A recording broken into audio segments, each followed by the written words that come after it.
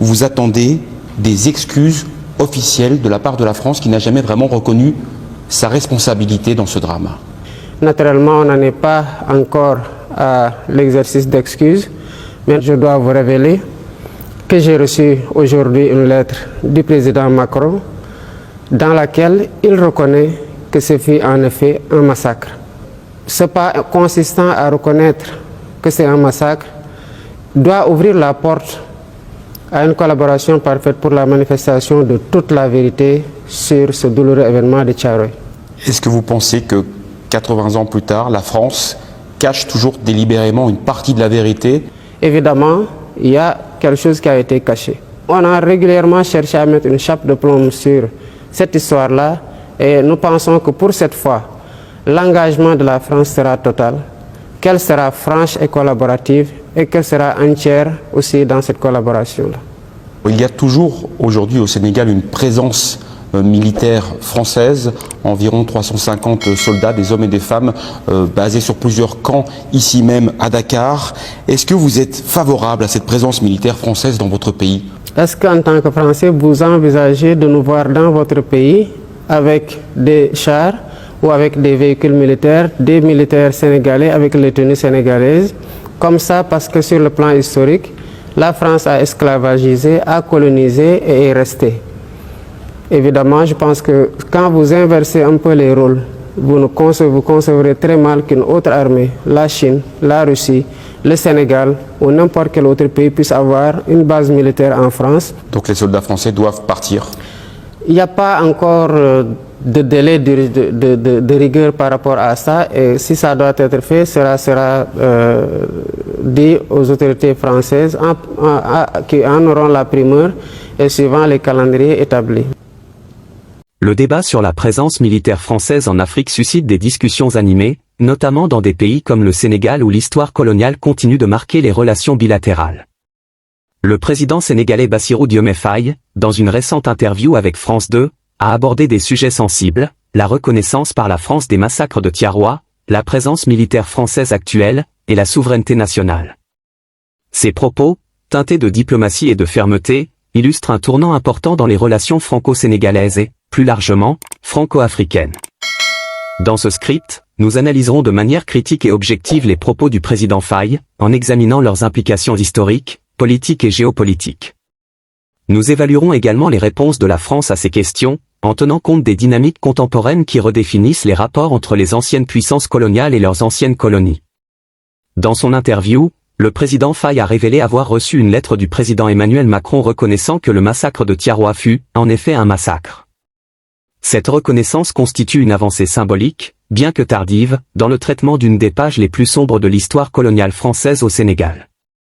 Le massacre de Thiaroye, survenu en décembre 1944, fut une répression sanglante menée par l'armée française contre des tirailleurs sénégalais qui réclamaient leurs soldes impayés après avoir combattu pour la France pendant la Seconde Guerre mondiale. Cet événement, longtemps occulté par l'historiographie officielle française, symbolise les abus et l'injustice dont furent victimes les soldats africains. Bien que la reconnaissance de Macron soit une avancée, elle soulève plusieurs questions. Ce geste intervient dans un contexte où la France est sous pression pour réformer ses relations avec ses anciennes colonies.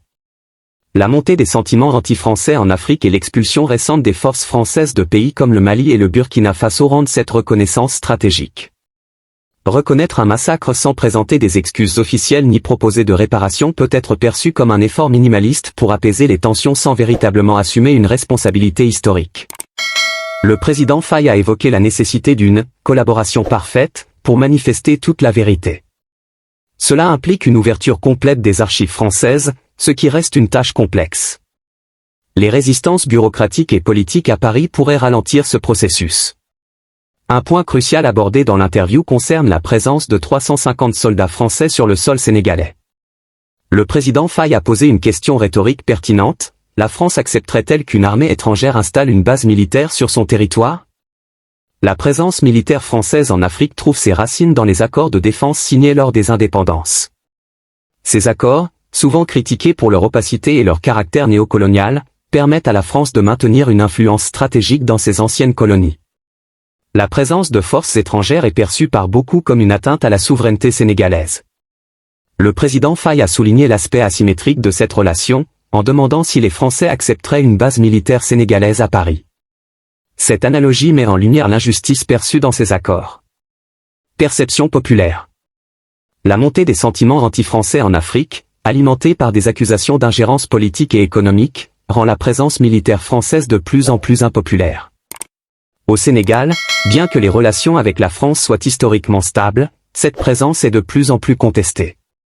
Avec l'arrivée d'acteurs comme la Chine, la Russie et la Turquie en Afrique, de nombreux pays diversifient leurs partenariats stratégiques, reléguant la France à une position moins dominante. Un éventuel retrait des troupes françaises du Sénégal aurait plusieurs conséquences. Cela renforcerait l'image du gouvernement sénégalais en tant que défenseur de la souveraineté nationale. Cependant, cela obligerait le Sénégal à renforcer ses capacités militaires pour combler le vide sécuritaire laissé par le départ des forces françaises. Le retrait signalerait un affaiblissement de l'influence française en Afrique de l'Ouest, un coup dur pour sa politique étrangère. Le Sénégal pourrait devenir un modèle pour d'autres pays africains souhaitant remettre en question la présence militaire étrangère sur leur sol. Malgré sa position claire sur la présence militaire française, le président Faye a évité d'annoncer un calendrier précis pour le retrait des troupes. Cette approche prudente illustre la volonté de maintenir des relations diplomatiques constructives avec la France tout en affirmant l'autonomie du Sénégal. La France reste un partenaire clé pour le Sénégal dans des domaines tels que l'éducation, la santé et l'infrastructure. Rompre brutalement ces relations pourrait nuire aux intérêts sénégalais. Contrairement à des pays comme le Mali ou le Burkina Faso, où les relations avec la France se sont détériorées rapidement, le Sénégal semble privilégier une approche graduelle et consensuelle. En adoptant un ton diplomatique, le président Faye montre qu'il est possible de défendre la souveraineté nationale sans rompre les liens historiques. Un moment charnière pour le Sénégal et la France. L'interview du président Bassirou Diomaye Faye marque un tournant dans les relations franco-sénégalaises. En posant des questions fondamentales sur l'histoire, la justice et la souveraineté, il oblige la France à repenser son rôle en Afrique. Cependant, pour que ces déclarations aboutissent à un véritable changement, il faudra plus qu'une reconnaissance symbolique ou des discussions diplomatiques. Il faudra des actions concrètes, telles que l'ouverture complète des archives sur le massacre de Tiaroa, la présentation d'excuses officielles accompagnées de réparations symboliques ou matérielles, une révision des accords de défense pour garantir un partenariat basé sur l'égalité et le respect mutuel. Dans un contexte où l'Afrique cherche à redéfinir ses relations avec le reste du monde, le Sénégal, sous la direction de Bassirou Diomaye Faye, pourrait bien être à l'avant-garde de ce mouvement. Reste à voir si la France saura saisir cette opportunité pour construire une relation véritablement renouvelée.